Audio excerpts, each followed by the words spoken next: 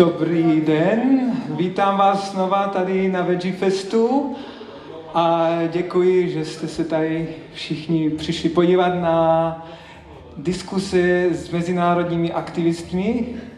A já je teďka představím.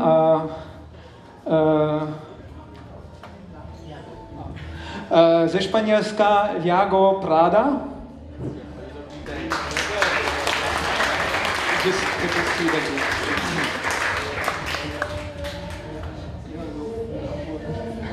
Lukáš z Polska. Ze Slovenska Martin.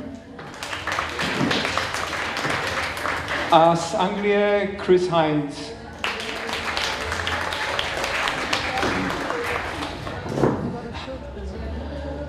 So I'm going to do a quick introduction in Czech and then switch to English, okay?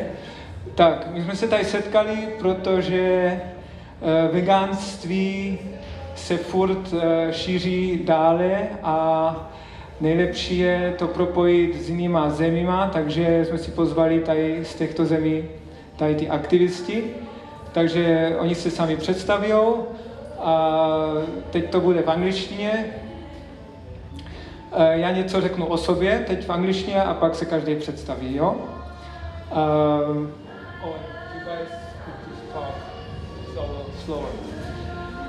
So, my name is Michael, I'm a member of Vegan Olomouc, the group that is putting up this Veggie Fest, and I've been a vegan for almost 2 years. In July it's going to be 2 years. And I actually turned vegan when I was in the United States. I was traveling there for 9 months and exploring the country and its veganism. And what I found is that it's somewhere else than in Europe. On some level, of course, the US has everything bigger. So what that means is that there are bigger slaughterhouses, bigger farms. And so you would think, oh my gosh, the animal agriculture there is huge. But therefore, because everything is going, or was going downhill in the US, also in terms of health, as you know, many people in the US are overweight. The movement got really strong. Already before veganism came about, the organic movement got really strong with a huge store called Whole Foods. It's not comparable to Czech Republic. To je jak něco jak Country Life, but 5 times bigger. And everything's organic, and they have a huge section with vegan products. And then they have a Veg Fest in almost every city. So from that perspective, veganism is great. And in the US. And it was really needed there because it was worse. Things were worse health-wise and environment-wise than in Europe. So my motivations, of course, for going vegan were ethical, very clearly, but on the side benefits, I also healed some allergies. I have no more allergies, and I had 1 headache since I went vegan, which is amazing because before I had like once a month pretty strong headache. So I'm doing some activism here also in Olomouc, and one of the other organizers, Jakub Nadvorník, and we started a Cube of Truth here in Olomouc. And we also have the organizer of Cube of Truth in Prague. Where is she? Aneta here. So thank you for coming. And so I always felt that the Czech Republic was a little bit behind. And this is no bad criticism to the Czech Republic. It's just because the country is landlocked, somehow in the mindset of people, it feels like that a lot of people don't accept anything from outside. And in veganism, I saw that a little bit too. So that's why I was motivated to bring Cube of Truth here and bring these amazing activists here. One more thing about me, I was born in this town, Olomouc, takže já jsem rodilý Olomoučák. But my family immigrated to Germany when I was 8. And then I went even further. I went to the United States when I was 25 or so and studied there and stayed there. So I lived there for 15 years. And so I consider it as a blessing. And so let's start with Iago Prada. Can you introduce yourself? What motivated you to become vegan, and when did you go vegan? Well, so hey everyone, yeah, what motivated me to become vegan is because I've been an activist all my life in different stuff like ecologism, working problems, things like that, and one day I realized that there is no point on fight against another ways of oppression and don't fight against animal oppression, so I found it pretty logic to become vegan. Was so easy to understand for me that, you know, so as I'm living in the first war and I had two ways of getting feed, I say, okay, I can eat hurting animals or I can eat not hurting animals. So I made this decision for pure logic. Great, and so you already introduced the movie Bullfight here, but for those people who haven't been here between 10 and 12, can you just briefly say something about this movie and what you're doing in Spain to be active?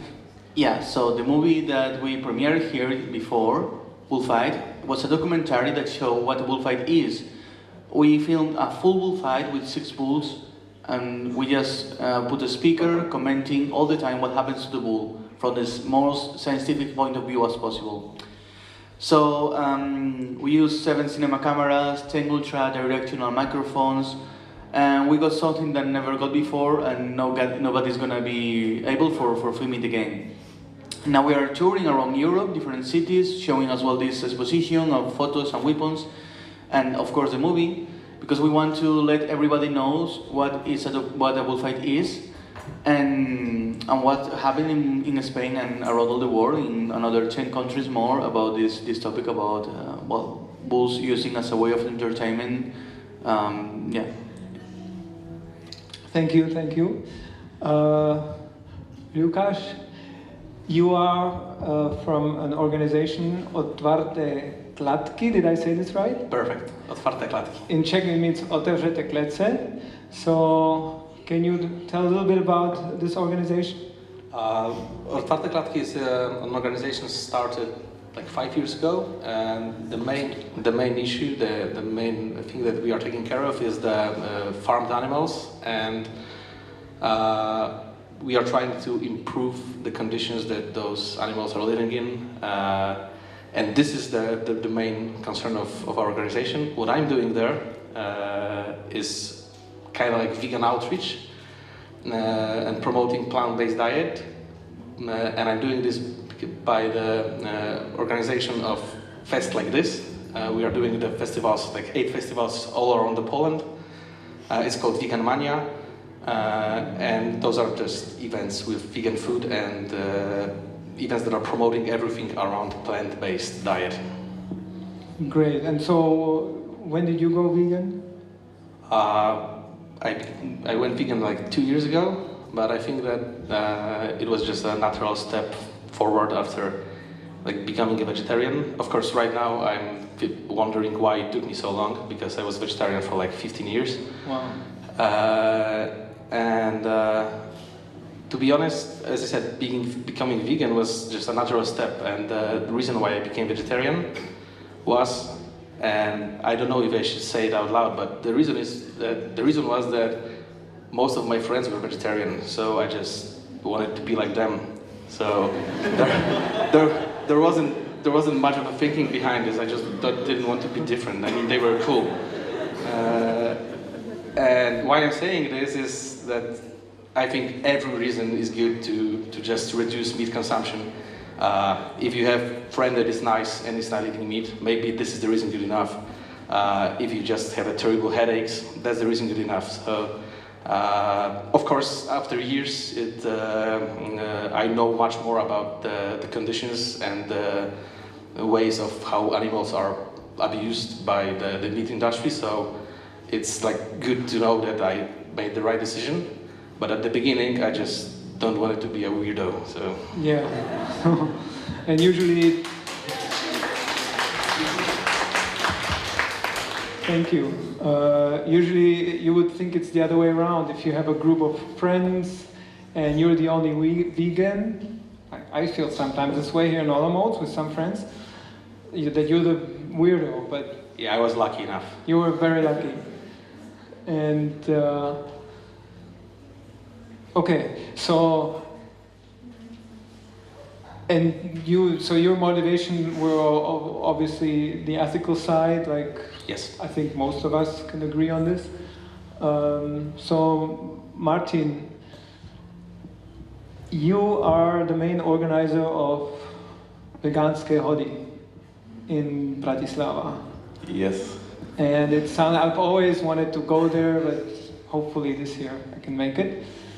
And I've heard really good things about it, that it's big and that it's very successful. So tell us a little bit about how many people attend this festival. Well, you should definitely come and see it. This year it will be the 10th event we are organizing in Bratislava. Wow. So it's been like 9 years since we started. At first we started really small, we just invited a few friends to cook some vegan food. And after it grew, we expanded to the point when we today organize the event in 3 different cities 4 times a year. And last year we had over 20,000 visitors, so it grew significantly. We also want to expand to other cities, so maybe we come even closer to Olomouc than from Bratislava. That would be nice. And so 40,000 visitors, that's... 20. 20. That's for the whole day? No, that's for the 4 events altogether. In Bratislava, it's usually around 8,000 people. Okay, we cannot grow much more due to the venue we have at hand, so we try to do more events. So we do in Bratislava 2 times a year this event.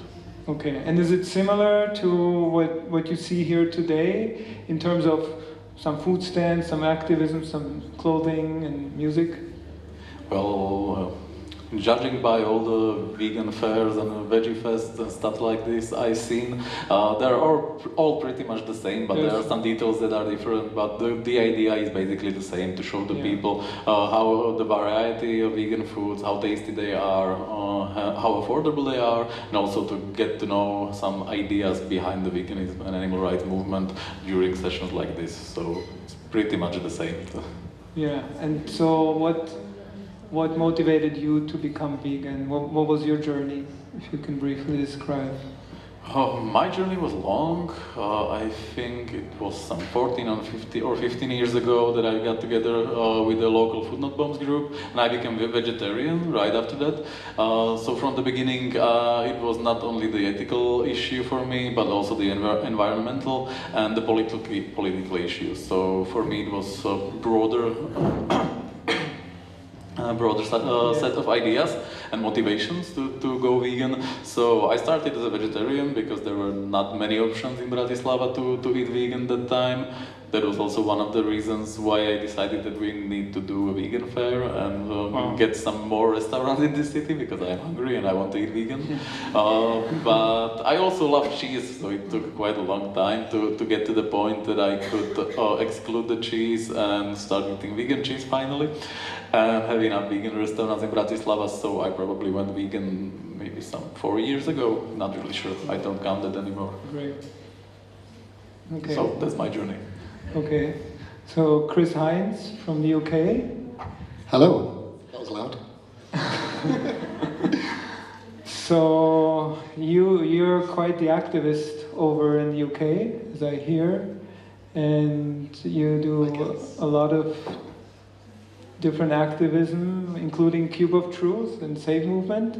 Yeah. So first of all, tell us, what was your journey to veganism? How long?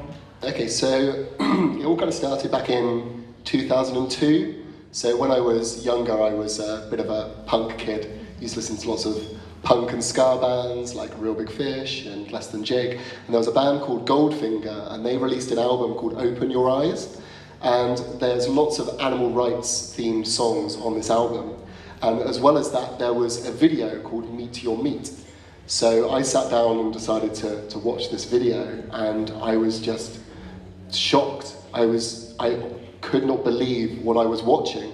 I was just like, how have I been supporting this barbaric industry for years of my life and not known any of this had gone on? I've been sold all these images of, happy animals in fields and, all this nice, fancy stuff, but the reality was terrible. And so I instantly made a decision there and then that I couldn't support what I'd seen, and I went vegetarian. Also, I didn't connect with the dairy side at that stage.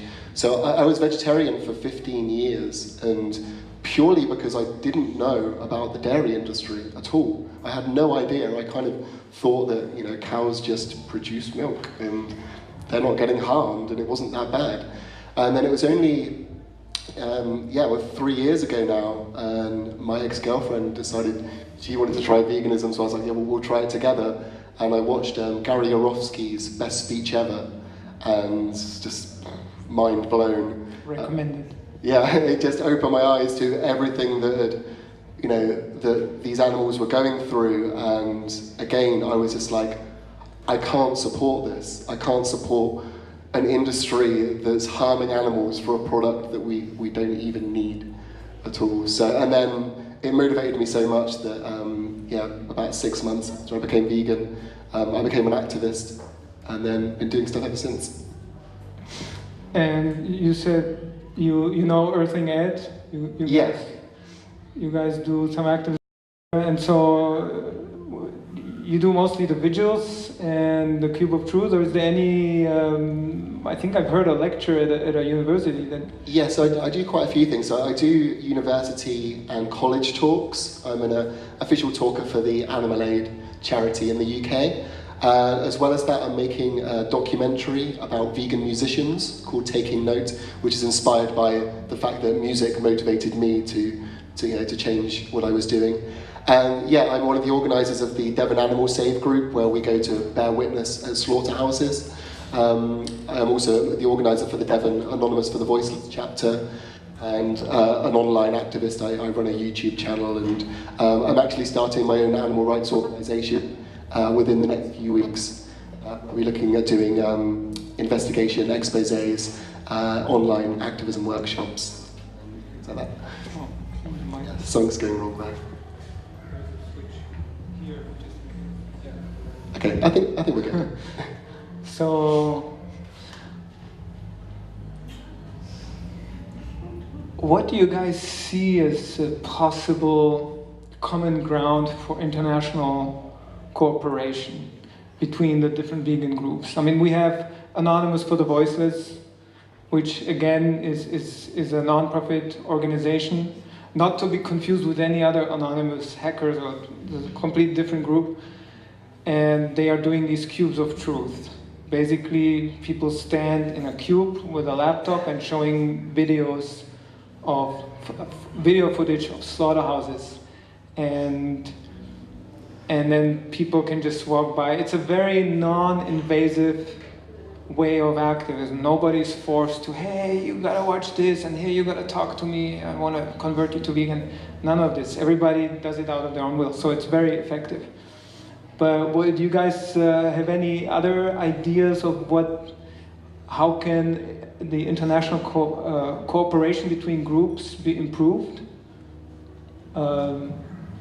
Like Martin, for example, with Veganske Hody, I heard something about that there could be some cooperation between the Veggie Fests, between the different countries. Is that a possibility?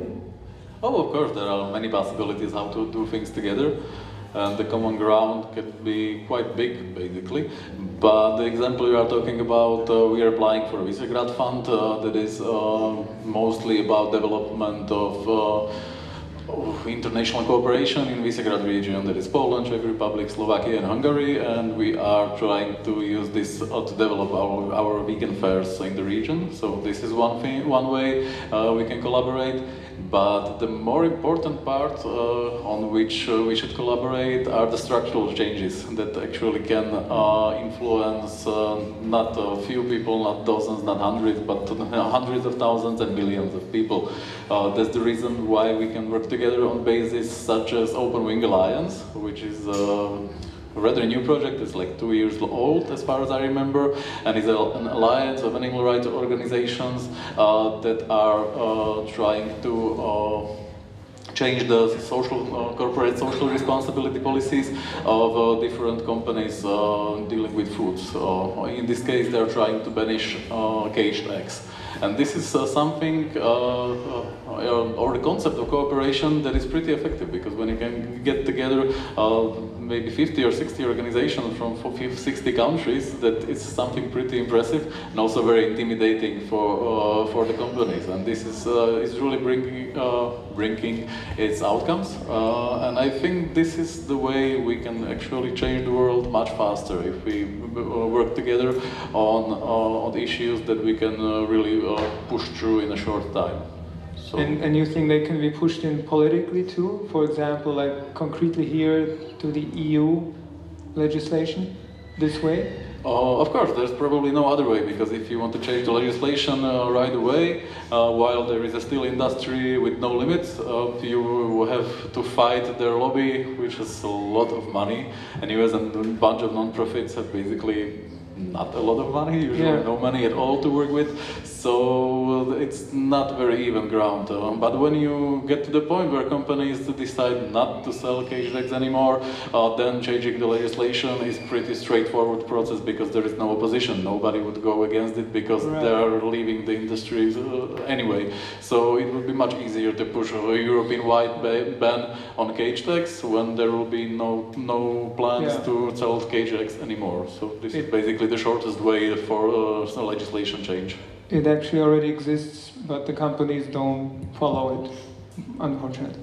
Well, what do you mean? The cage hen eggs ban already exists since 2013. Yeah, it's for barren cages. You can still have enhanced cages, which means that you have like few centimeters more, and they're still in cages. They found a loophole, unfortunately. So let's stay a little bit with politics, because I think it's very interesting. Just to give you some perspective that I collected in the United States, I was also doing some volunteering work for a political party called the Humane Party in the United States, and they have a really solid base. It's all volunteers, and they basically they have a full abolition standpoint. So it's an abolitionist party. But they also wanted to achieve it in a non-invasive way.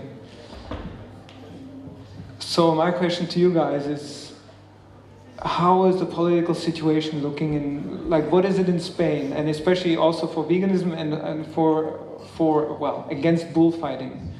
How is there any movement that be achieved politically?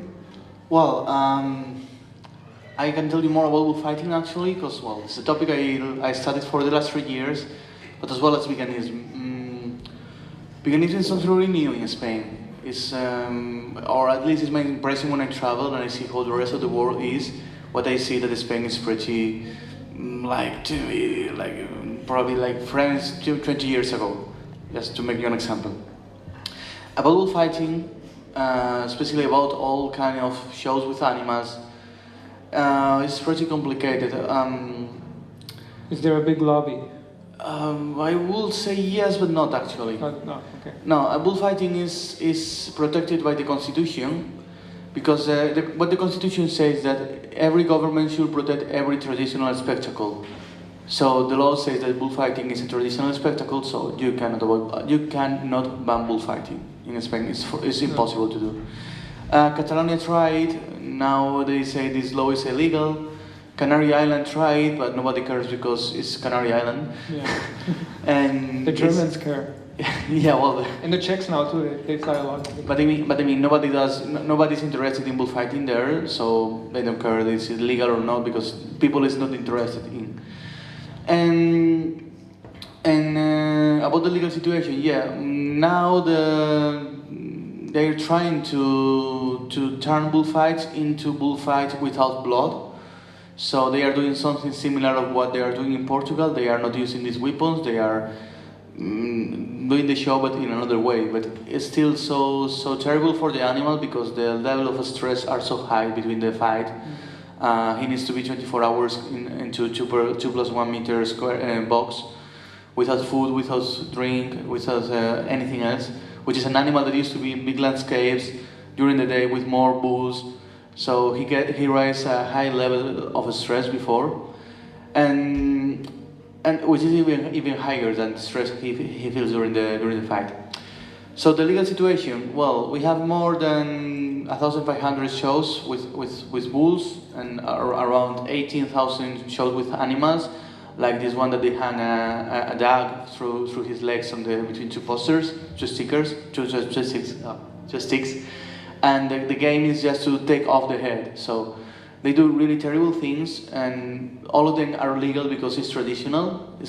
So if it's declared like a traditional show, it will never be banned until we change the constitution or the law. The point is, it's needed a fight against that, of course, but probably we need to, at least there in Spain, we need to fight against that, changing the mentality of the people, because as soon as people are going there, like it happened in Canary Island, they will stop bullfighting or this kind of shows with animals. As soon as people get another way of entertainment, they will stop. Just an example, So- there is no bull rings in the United States, but a lot of cinemas. Yeah. And there are more than 1,000 bull rings in Spain and towns that have any cinema near in less than 200 kilometers. So just change the way of entertainment, then that's all. Lukasz, in Poland, how is the situation there politically? Are there any laws? I mean, Poland is a big country, Well, it is. and so it has a lot of What the potential. The main thing that is happening right now, like when it comes to the changing of the laws, is the thing that actually happened not long ago in Czech Republic. That is like banning the fur. Yeah. Poland is the second biggest country in the world and the biggest country in Europe when it comes to the number of animals killed for fur. And right now, Otwarte Klatki and also most of the organizations like Viva, who are also working in Poland, we are trying to force the ban of fur farming. And it's pretty funny because right now we have a pretty much like right-wing government, very conservative, and we are really, I mean, the closer than ever to get the law passed, and I really hope it will happen.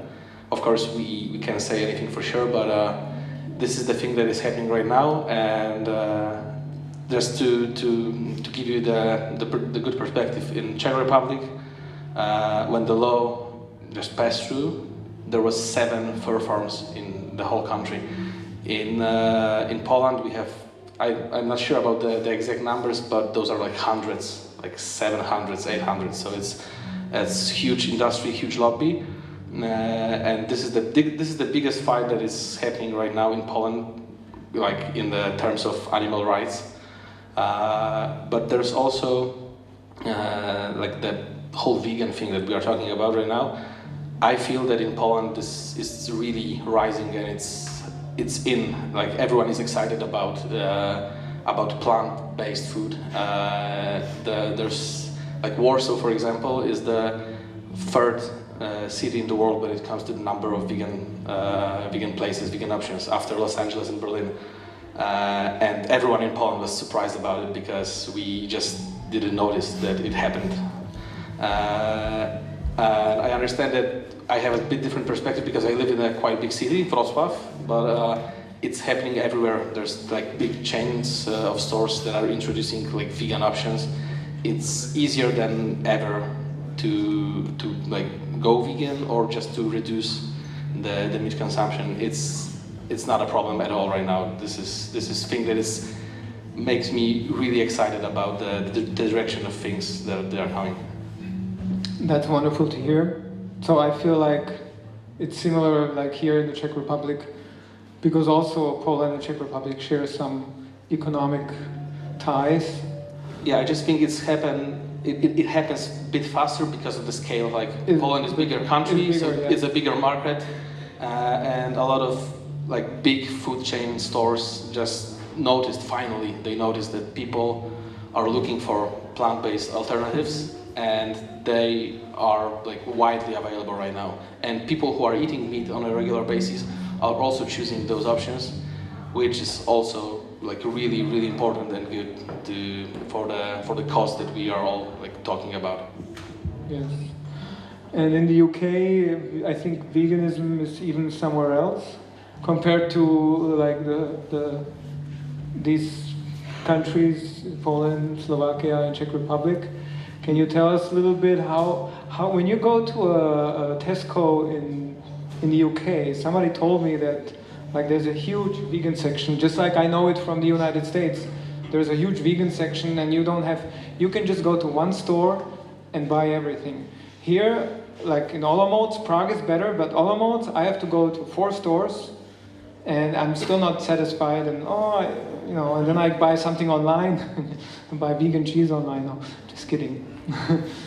How is what's your impression? How did it skyrocket? Yeah, so the UK has kind of just boomed, especially over the last few years. I mean, there was a study came out recently that said there was 3.5 million vegans in the UK, which is 7% of the population. I think it might be a bit of an exaggeration, but even half of that would be incredible. And yeah, you can pretty much buy vegan food in every supermarket these days. Like you said about Tesco, they've just released a vegan range called Wicked, which is so cool.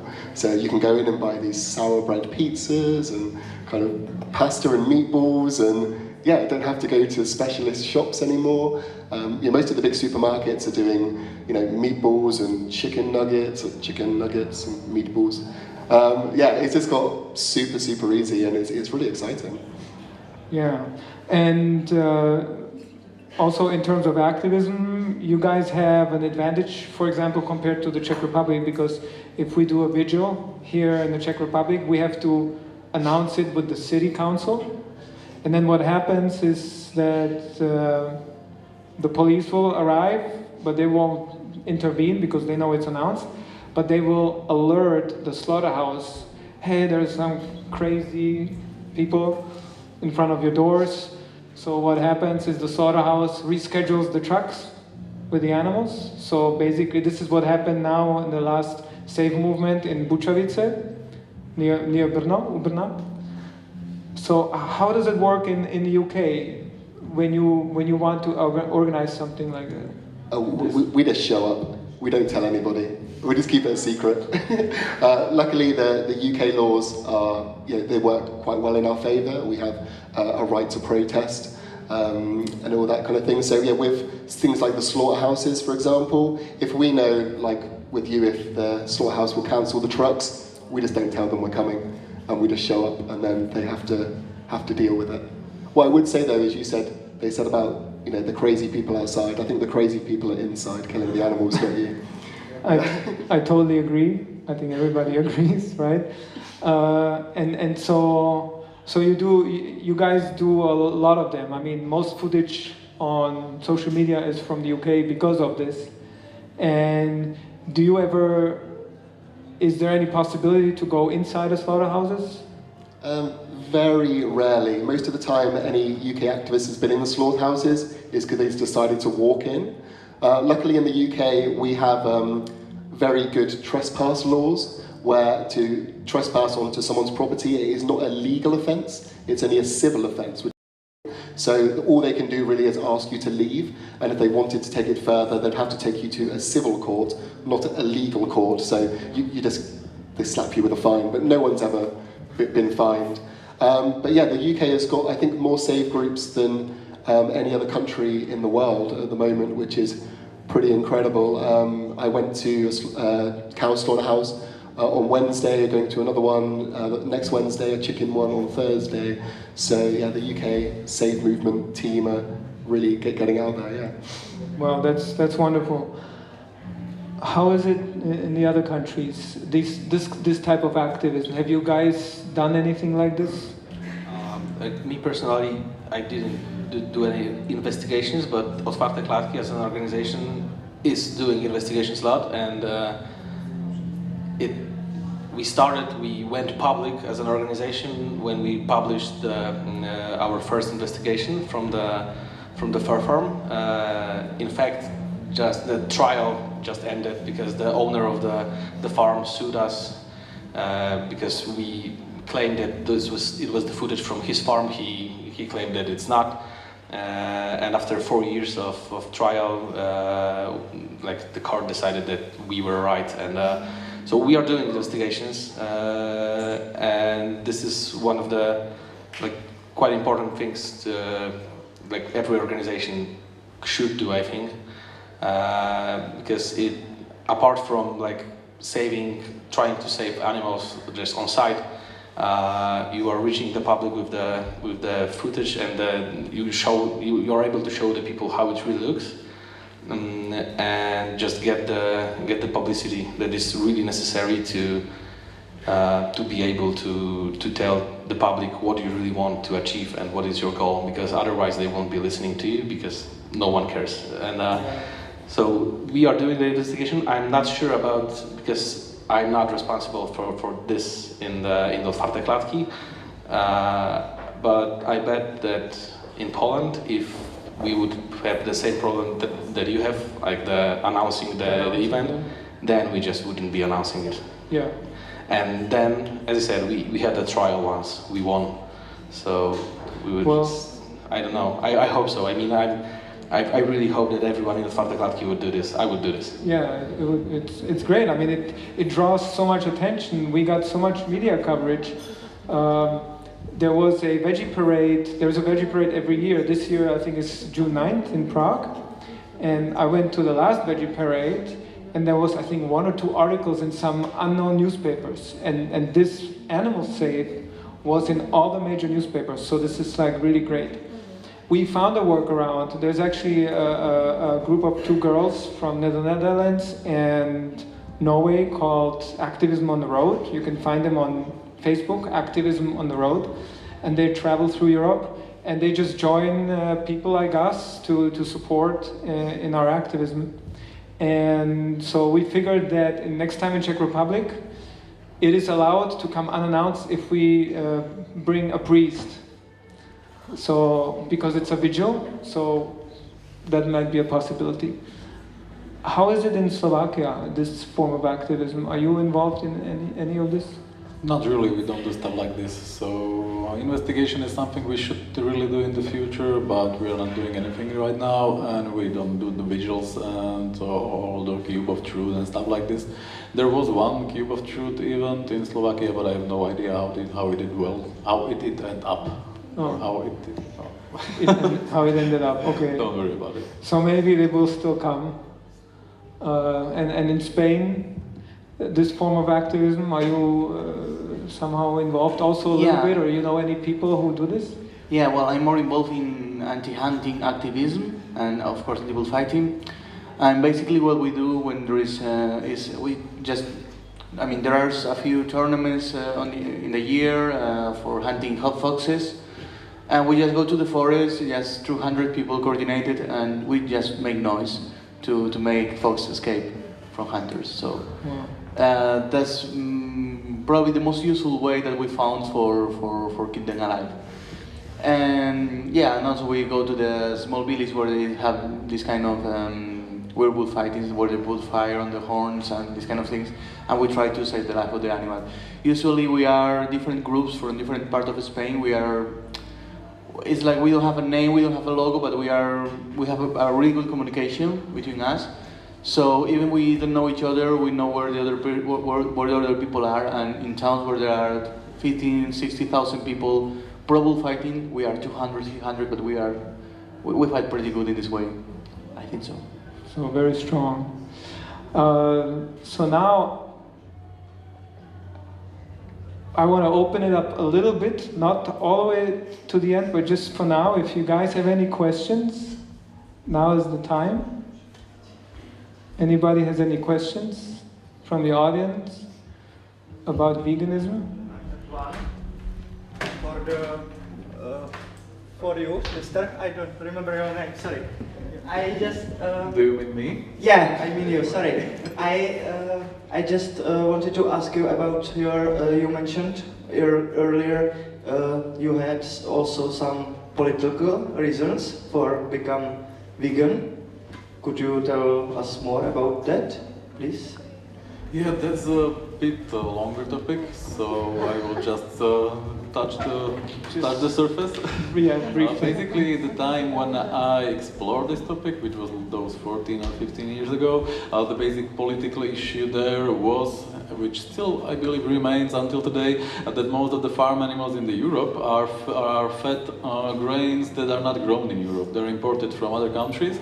And in the 90s and beginning in the 2000s, many of the countries in Africa and South America were forced to, not forced, but basically their economies were set for export. So usually they produce a lot of food that was then exported to Europe or United States to feed the cattle in the meat industry. And this was usually happening even despite those countries were not able to feed their own population. So they were growing actually enough food to feed their own populations, but during the reforms basically forced by International Monetary Fund and World Bank, their economies were set for export, and the food that could be given to their people was given to the cattle in the European Union and United States. So basically not taking part in buying animal products grown like this or created like this, it's basically political stance and something how you can also show to the rest of the people that there are some other consequences. It's still the same with the environmental reasons. They are stronger in this case. For example, all the forests in Amazonia, most of them are lost, not directly lost, they're lost usually to some other reason, but most of the land that is left after the woods are cut down are used for animal agriculture, either for growing feed for the cattle or for grazing the cattle directly. So this issue still continues to be actual, and the differences between the Western world and the emerging economies is still quite different, because the poor countries are supplying the meat or the feed for the meat industry in the Western world. Is there an animal political party in Slovakia? No, we have very plethora of very strange parties, but no animal rights party or no vegan party or something like that. No, not like in the US. And then Germany has a V party, and they are almost abolitionists. They want to pick up people where they currently stand. So I guess that's okay, better than nothing. Are there any vegan or animal rights parties in Spain and in Poland? Yeah, in Spain there is one political party against animal abuse, it's PACMA, and it's pretty controversial because they have different kind of people inside, from the right, from the left, from the extreme right. So yeah, they are against animal abuse, but they have another internal issues, let's say. And there are a lot of associations, but literally a lot, about any kind of topic of animal abuse, not only about bullfights, which is my main topic, but about in general, yeah. And Chris, in the UK, I would guess there is at least one animal rights party. There probably is. I just don't know who they are. But there's one called the Green Party, who are kind of trying that way, but they're not quite there yet. No, I had a debate with a guy from the Green Party, and he was telling me about eat meat in moderation. And I was like, no. So we're getting there. I think maybe I'll start one. Yeah. So that's a good point. Eat meat in moderation versus what you're just saying. No, and most vegans will say no, nothing in moderation, no reducing. Let's go hardcore vegan. Do do you think this is the way to go when you approach people to tell them, of course in a nice way, go vegan, or should we say, hey, go vegan as much as possible, or maybe try to reduce? What's the best approach? I think we should always make it clear what the end goal is, and the end goal is non-animal exploitation. No animal life should be taken for a snack. Basically, I think we should always advocate for what we want, and then obviously I understand that it's a very psychological thing, and it's got people are conditioned, and it's going to take them a while to do it.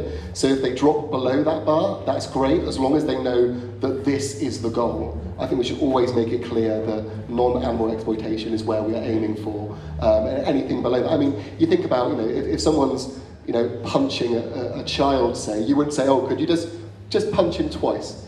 You'd say, don't punch the child at all, and that's what we want for the animals. We don't want the animals to be harmed at all. So, always be abolitionists, and then, just help people work from the bottom up, I think.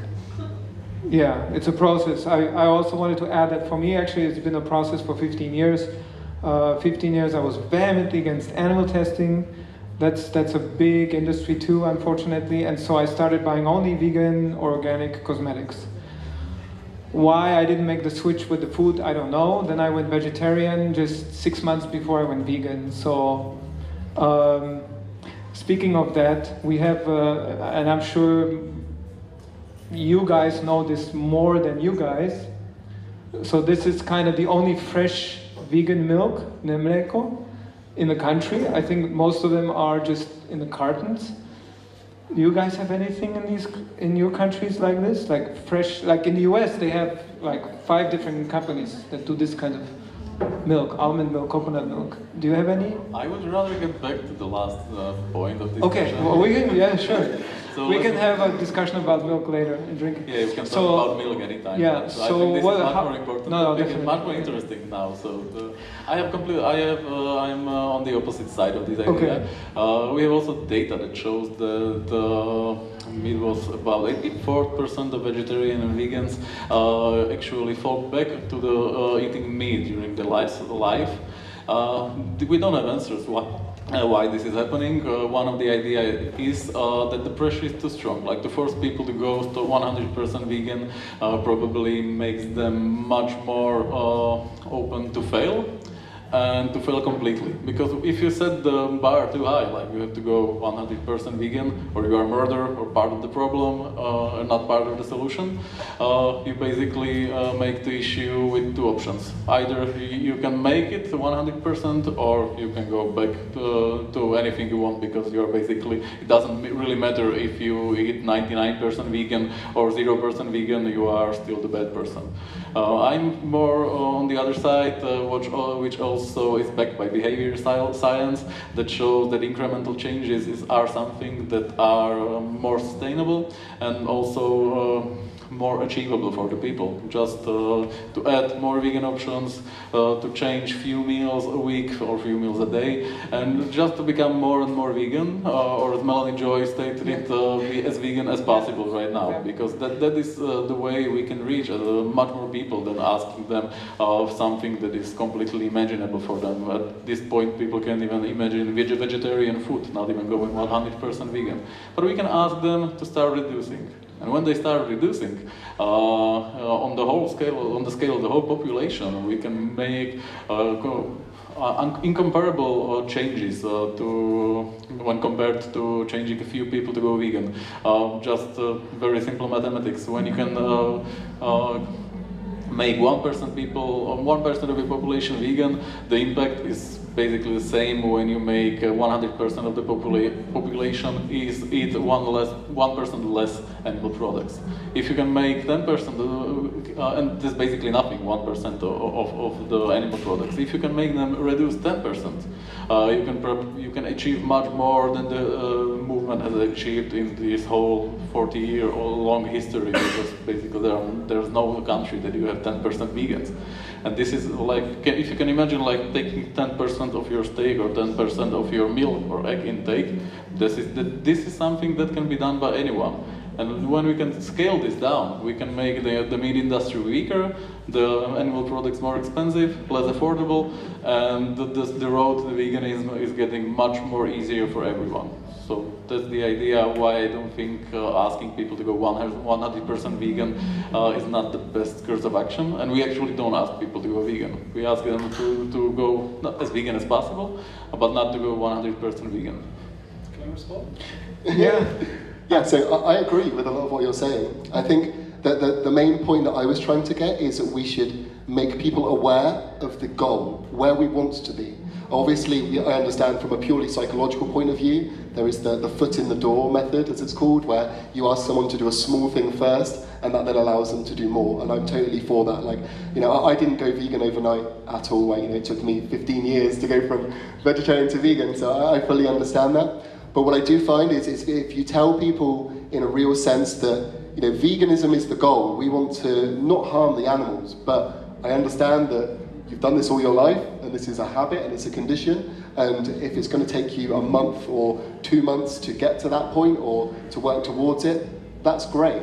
But just, you know, I like to kind of just make sure people know that, you know, if they go vegetarian, that's great, they're really helping, but people should always look to push themselves further, because in the end, the reason I'm vegan is for the animals, and, you know, the animals, you know, even if the whole world went vegetarian, all the dairy cows are still getting abused, and that's what I want to ultimately stop. So I think if we just, set the bar, say this is where the bar is, but we're happy for you to work up. We understand it's not an easy road. It's like Everest, saying we're going to try and get to the top of Everest. You might get this point, you might fail, you might get to this point and fail, but always aim for that top and see what happens. I hope that makes a bit more clarity anyway. Did you want to respond?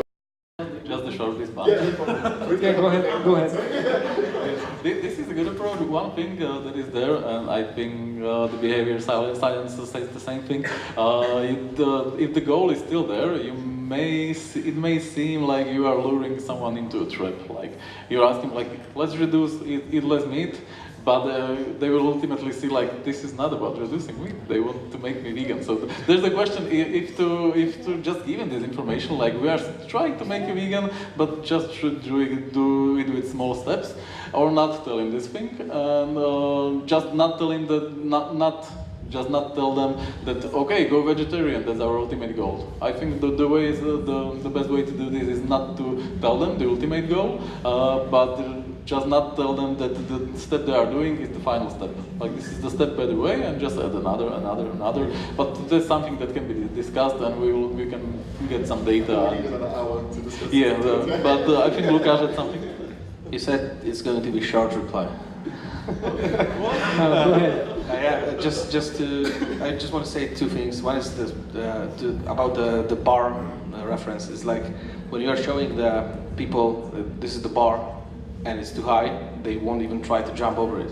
So you need to give them the lower bars on the way, so they can practice and they can do the progress over it. So I think that this is the problem with the bar to jump over. I didn't jump over the bar for like 15 years for no reason. It was too high for me, even if I was vegetarian. And the second thing that I wanted to say is like talking to people and convince them and try to explain them what are the reasons why we are doing this and not doing the other things is okay. But we also should not underestimate the power of the structural change. And this is what the organization should do, is also to force the business, the politics, to make the big change, because basically the thing is, if people won't be able to buy caged eggs because the law would be like it's not allowed, they won't be buying eggs. And then you don't have to convince the whole population of the country not to buy those eggs. You just have to convince 20 or 30 biggest companies and the politics, and then the eggs will be gone. So this is also very, very useful tool, and it's, I thought that my time just ended. No, it's okay. This is how the Polish parliament works, so I'm... that's effective. So anyway... can I just interject? I'm done. Basically. Oh, okay. Just interject, and then we have a question, and then you probably want to say something too. We have a question, but interject. So basically, See, now I lost my train of thought. So, anyway, I'll get back to it. Here we have a question from the audience. Jestli můžete v češtině. No, it's okay. I can manage in English. Thank you. Thank you for the very interesting discussion. I find all this fascinating because I'm not a vegan. I'm not a vegetarian either. And I thought it's going to be about food. Yes, I'm astonished it's about politics, but I understand where you're coming from. I didn't get this vegan part. You know, why is it so important to be vegan rather than vegetarian? Sorry? Yes. I'm a country girl. We keep hens. My hens are not used. I take an offence against that. Well, lots of people here in Olomouc, around Olomouc, unlike London probably, unlike other places in England, they keep hens who are very well treated. So my hens are fine, and I couldn't see a point why I shouldn't be eating eggs. And, you know, I can see now it's okay to eat my eggs. I shouldn't be buying eggs from the hens which are not treated well. When I was little, I was growing up in a village. We didn't have a cow, but the neighbour had. I'm sure that cow needed for nothing. That cow was very well looked after. So I would understand, you know, it's fine to drink the milk from that cow. Am I right in thinking that?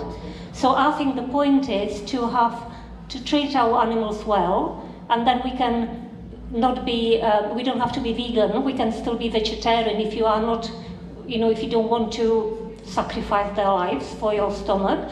But as we are omnivores, not herbivores, you know, it's very hard to try to persuade people to do something so drastic.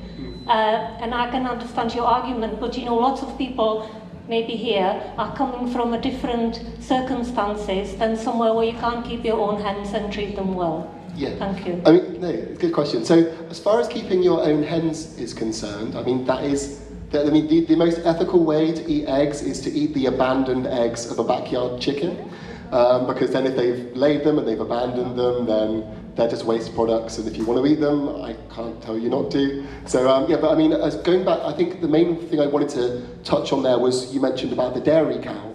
Now, a lot of people, which includes myself, which is why I kind of wanted to answer this, they don't understand the full process involved in the dairy industry. And unfortunately, basically what the process is we're forcing an animal into pregnancy. This is the only reason that they'll produce milk. When they give birth to the baby, that baby will be taken away from them, because if the calf is left there to suckle, we again can't take the milk. That mother cow will then be put through a constant process of pregnancy, having the child taken away, until they can't produce any more, and then they get sent to slaughter, which is a really terrible process. And unfortunately, that's the basics of dairy. No matter where they're kept, no matter if it's someone with a cow in a back garden or anything, that is the process they have to go through. They have to be made pregnant. The calves get taken away, and in the end, they ultimately get killed. And you know, it's basically the exploitation of a female animal's reproductive system in the end, and that's why you can't really. There's no such thing as humane dairy. I mean, as far as the backyard chickens you said are concerned, you know, like I said, if they've abandoned the eggs and you want to eat them, you know, I can't stop you doing that, and I would say that is the most ethical way that you can eat an egg. But as far as dairy is concerned, I think a lot of people don't really understand the dairy industry, and yeah, unfortunately, there isn't a nice way to do it. I don't know if anyone's got anything. No, we will have a lecture about the dairy industry this afternoon after 5. Or feel free to come and talk to me afterwards if you like. I'll be happy to chat. Oh, sorry? One calf is enough. Oh, but even if they have one calf, then you're still taking what's not ours. That milk is meant for their calves. It's not meant for us. Oh yeah. I just wanted to add one thing, is that the example that you are asking for is basically, sorry, I mean, this is like a shortcut, but it's not an issue like globally. This is like a small like percentage of animals, and this is, even if I agree with you about the process of how it's made, it's not a big concern for me. What we are talking about and what we are fighting against is the the meat industry and the dairy industry, which is industry, and it's cruel, it's pointless, and this is the thing that we are like fighting against, because, and I know that at the ethical point, there is no difference between the animal that is killed in the industry and the animal that is killed in the small farm, but the scale of this is so much difference.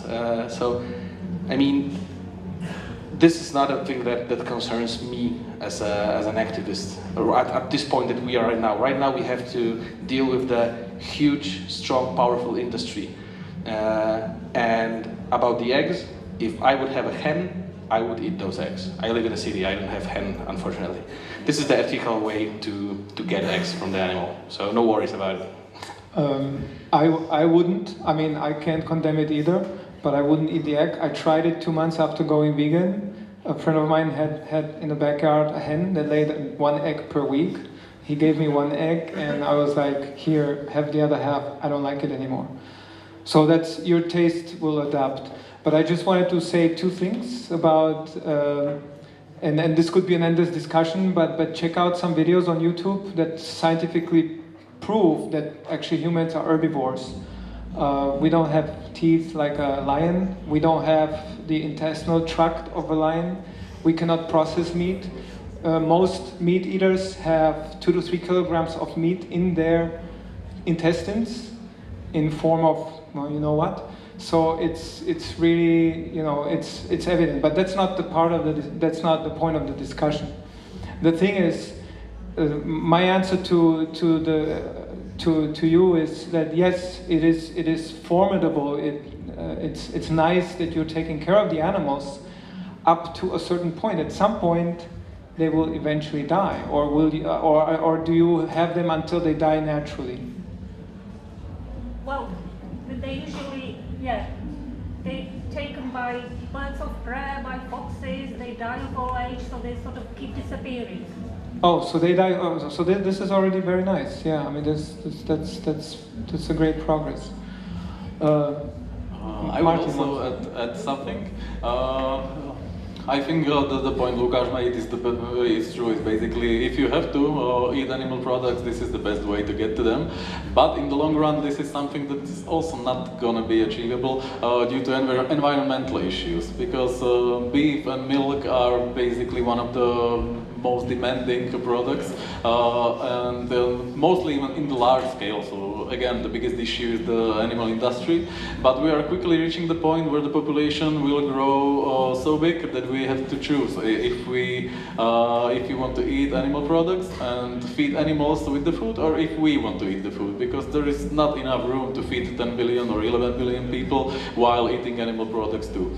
And we are not the populations that have a hard choice. We still can choose in this geographic region to eat plant-based foods, but there are still at this point about 800 million people that are dependent on animal agriculture in a small scale, and probably in the future will be still dependent on it, because they live in dry areas where there basically no way to grow your food, and you have to have goats that eat just the rest you can find in the desert, and then eat some animal products from them. So at some point we will have to probably choose not to do this even on the small scale, because it won't be sustainable in the long run when the population reaches the 10 or 11 billions. Do you guys have any other thoughts, especially about the last topic on how to make the world more vegan, or about this topic of small farms, backyard farms? Any final thoughts? Yeah, my final thought is that if we want to make the world more vegan, we should lower the bar and make the vegan options, plant-based food, as affordable as possible. So we don't need, I mean, for the cause of animals, we don't need vegans. We need vegan food. The more vegan food we will have, the more of those food will be eaten by the people who are usually eating meat, and that's the progress. That's the lower bar for me. Then we can rise it higher and higher. But this is the good place to start. So just eat as many plant-based food as possible. This is the best option to make the world a better place for us and for the animals. Any other final thoughts? Yeah, I would just like to add that the struggle to build a vegan world and better world for animals is under capitalism, basically a numbers game. All we need to do is make the vegan food cheaper and more affordable that is the non-vegan food. At this point, the animal industry is heavily subsidized by state money. We basically pay taxes to make the meat and milk and eggs cheaper. If you want to break it, we really have to hit the industry hard and do everything we can to make the animal products much more expensive. It's also something we will achieve step by step, but we have to, on the one hand, make the animal products more expensive and make the vegan products cheaper.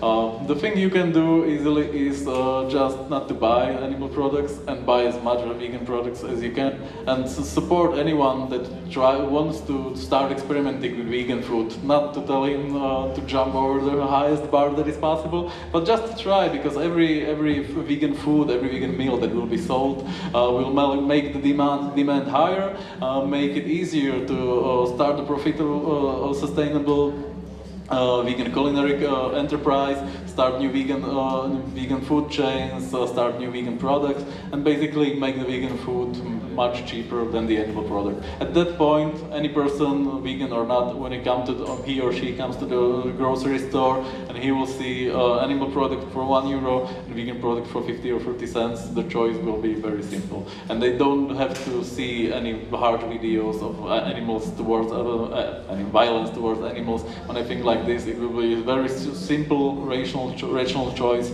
to take the cheap option that is also ethical and sustainable. I guess my final thoughts are, if you're not vegan, there's a website called Challenge 22. So I recommend going to that. You can basically try a 22-day vegan challenge. I think the easiest way to experience it is to give it a go, isn't it? You can sign up and they'll give you a mentor, so they guide you through everything from what you need to buy in the supermarkets, where you can eat out. They'll answer any questions you've got, whether it be about nutrition, ethics, environment. Really great place to start. I'd also say if you are vegan, another thing you could do is get active. We need as many people out there being a voice for the animals as we possibly can. I mean, I like to use an analogy that I heard from Earthling Ed once, which is really good. Is just imagine there's a man and a dog, and the man's beating a dog with a stick, and he's got an extra stick. What we're currently doing is we're joining the man. We're taking the extra stick, and we're beating the dog down. Veganism is choosing not to take the stick. So we go, I see there's something wrong, and I'm not going to partake in it. What we should be doing is actively trying to stop the man beating the dog, and that is vegan activism.